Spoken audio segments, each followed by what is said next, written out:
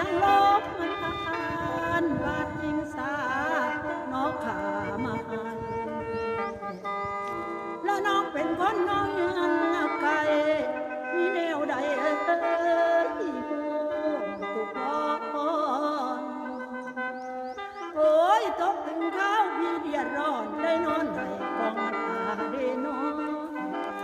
ลาพ่อเป็นฟ้าฟาดตองลงเข้าจูนี่เข้าสู่ในกลางสวง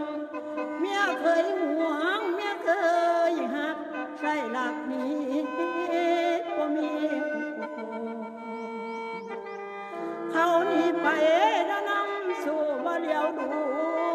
ลูกกับพ่อโอ้ยคำแรงมาเดินนางขอมอกกันรอท่าแม่สิคืนลูกน้อยให้สะอื่นกันกวนพองอแงนอนซ้ำแม่นอกกำแพงคำแรงโอ้ยได้ย่อยว่าเอาพอเรื่องเอาต้องอุ้มเรื่องเอาลูกมาก่อนกินหอดเมียเด้อกระพองนั้นมันแสนกันคงเลยไทย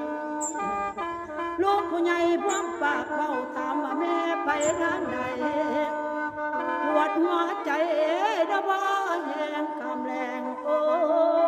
ยได้อ้อยว่าเอา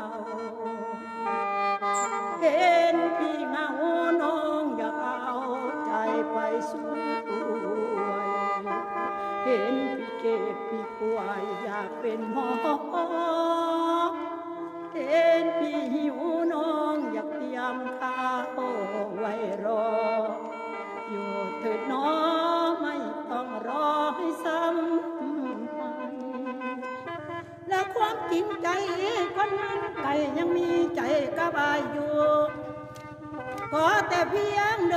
ยรับรู้ว่าหญิงนั้นเป็นห่วงหลายเทโนถ้าน้องพอซอยได้เต็มใจซอยบ่กินขาดปาฏิบัติดอแทนเขาผู้ห่างไกลดอกไม้น้องนี่หมายดอกมาสวยถึงดวงสวยโอ้ยฟ้าวดวงที่โคสิเป็นเมียเดินทีแม่ที่ดี